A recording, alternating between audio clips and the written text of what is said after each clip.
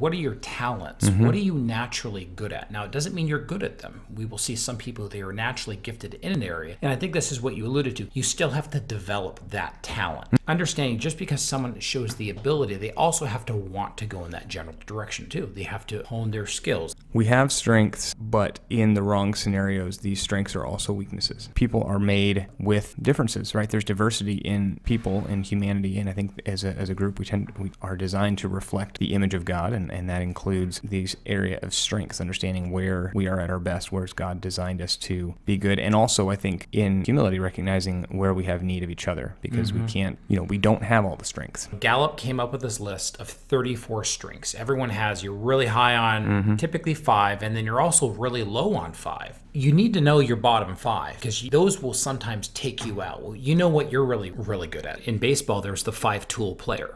Everyone wants a 5-tool player, but there's not many of them that go around. No, well, and it's also how do you guard from, you might have someone who's great at hitting, but then you're miserable in the field, right? So, you make them your designated hitter before too long because they're a liability in the field, but their bat is so strong. And likewise, you've got, some players who are decent in everything, but not great at any one thing. And so they become your utility players. Sure, it's true for running, and it's true for football and baseball and any of these sports.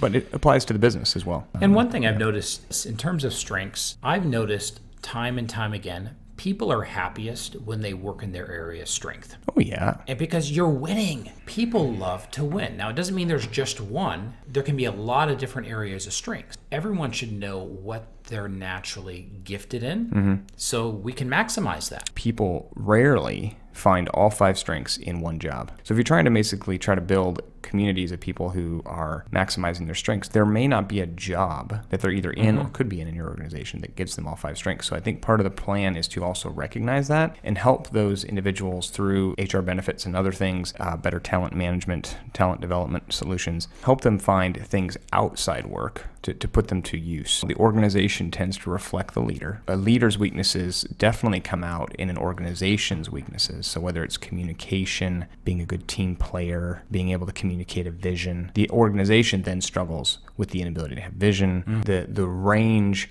is not definitive, right? So the one thing to keep in mind is just because someone has a strength doesn't mean that they're one of the best in the world at that thing, and just because they have a weakness doesn't mean they're one of the worst in the world at that thing.